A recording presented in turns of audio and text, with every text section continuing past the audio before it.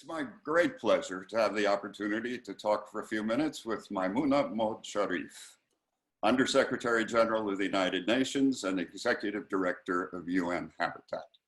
Maimounah, thank you very much for taking the time to meet with us. Thank you very much, and also you're most welcome, Richard. Yeah, I'm so sorry that I was a bit late because I've just finished another meeting, a very important meeting before this. We're delighted to have a chance to talk at whatever hour. You've been a city planner, a mayor, now a global leader. We're obviously still in the midst of the COVID-19 pandemic, but from all your perspectives, have you taken any lessons from the early response to the pandemic? Thank you very much, Richard, for this. Yes, I think as you mentioned correctly, from an urban planner, from a former mayor of Penang, and then is how do I see the greatest challenge of women leaders in this COVID-19 pandemic? Yeah, there are the challenge for us in this COVID-19 pandemic is that. In terms of the leadership, and we see that it's although also women and girls are often affected by the government policy on decision made by the economic players, they do not have a direct opportunity to share perspective or safeguard their interests. For example, when I was mayor, I was the first lady mayor in the cities of after 19 male mayors. And I was also the first woman's head of planning department, and also the founder of the Georgetown World Heritage Incorporated. It's not easy. It's not easy. That's why when I was a mayor, I have the opportunity, I will make sure that every public forum, women and girls were able to express themselves. And this involves participatory planning and budgeting in cities and towns. And at this moment of COVID-19, I think it's very, very important to involve the community and to engage, because it's the solution at the community level is a very, very important to tackle the challenges of this pandemic. Or even to say that I'm not sure whether I can be brave enough to say post-COVID. We don't know when is the post-COVID will be, or we have to live with the pandemic forever. It's how we can adapt and adopt to the situation that we are now. So I think women understand better.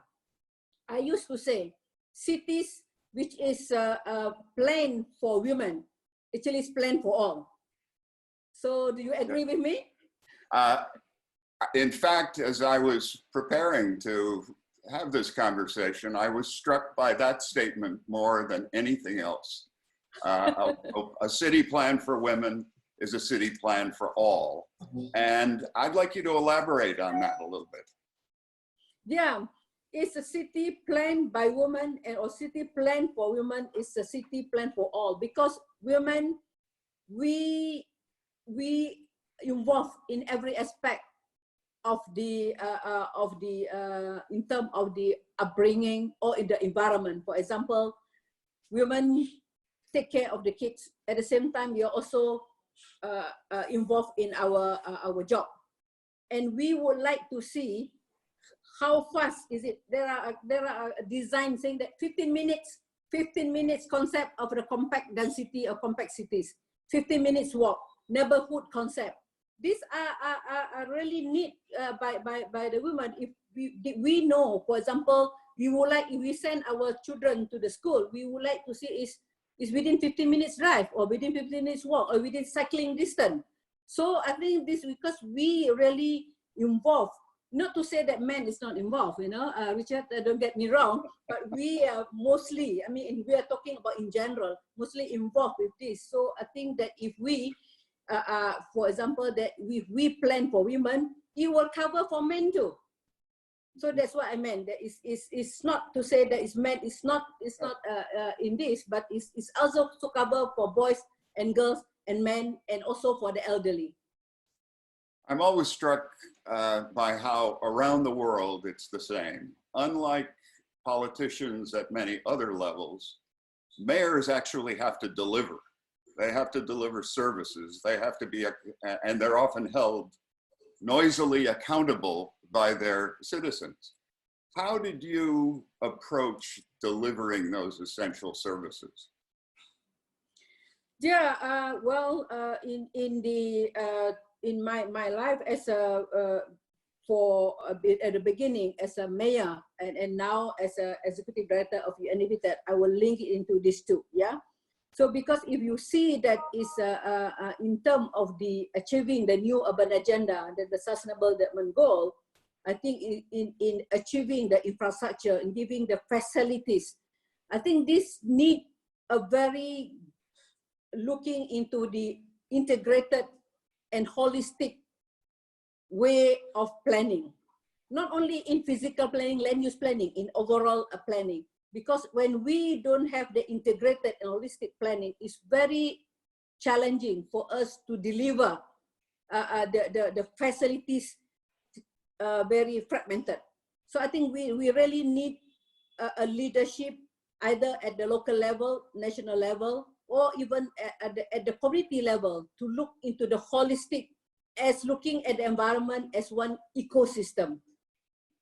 Because we are connected to each other. We cannot be fragmented. I think this is where collaboration and unity and community engagement, because I believe, Richard, that when I, even now, when we put up the gender responsive participatory budgeting or gender responsive participatory planning and the concept of the public-private people partnership and the concept of think local, act global, learn global, and apply local. I think this type of a concept is very, very pertinent in dealing not only in COVID-19, but also in order to get the sustainable development in the city.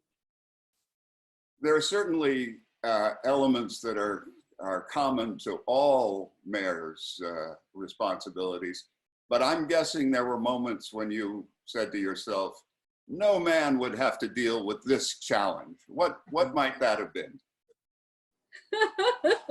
Well, that is a very tough question to answer, Richard. Yeah, I think that you followed 19 men, and I'm guessing that you faced some challenges that they didn't. Yes, the first thing that I faced the challenges after 19 male is that I can share with you the story. That is immediately after I had the swearing in ceremony as a first woman mayor in the city of Penang, or Seberang Pride, call it.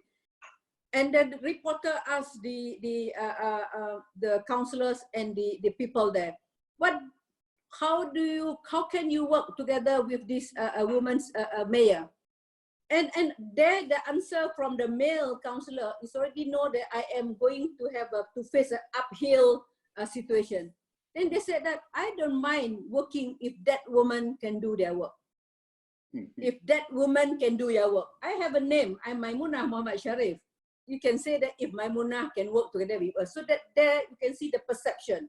It's always tough as a woman's a leader.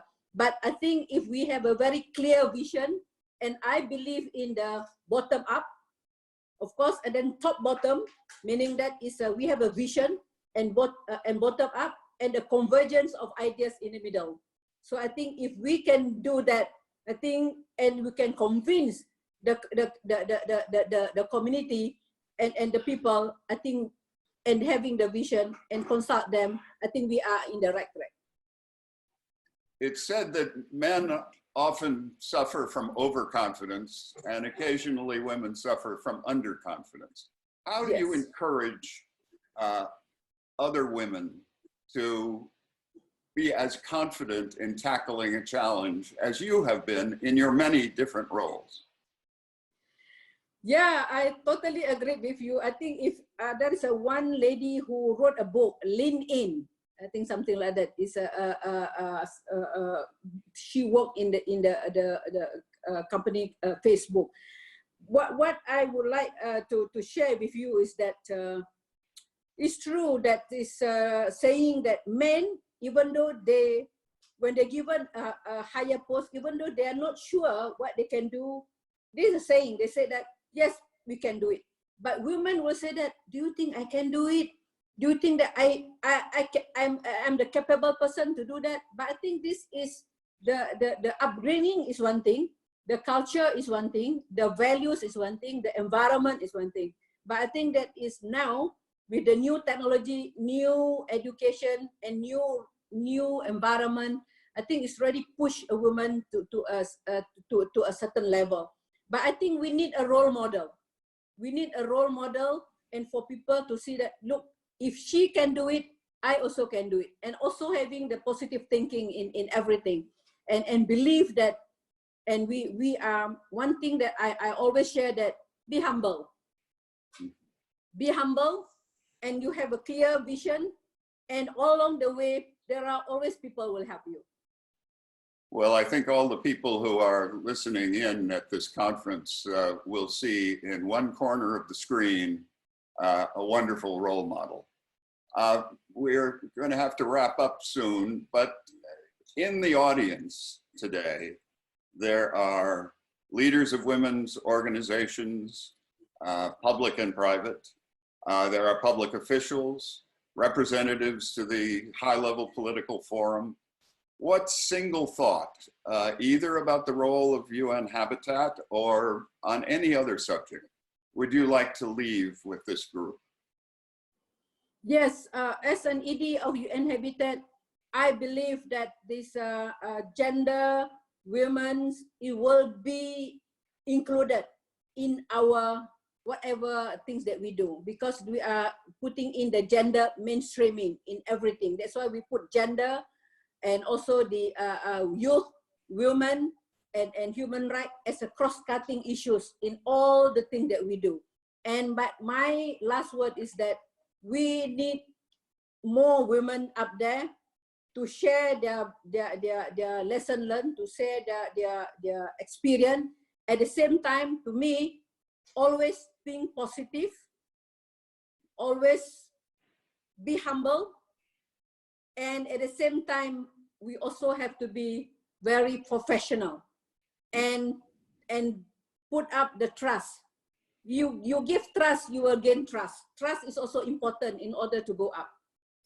And I know I said I was asking for your last word. I'm going to ask for one more last word. And that is, what do you say to your daughters? What do you say to young women? What thoughts do you hold out for them to inspire them to be the leader that you are? I always mention to my daughter, and also the people who come to me for advice, ask your smaller heart, what do you want to be? And go for it. And aim for it and go for it. And believe in yourself. That is important. Thank you so much. Maimounah Mohd Sharif, Undersecretary General of the UN, Executive Director of Habitat, and I would say an extraordinary role model for women, young and old. Thanks again.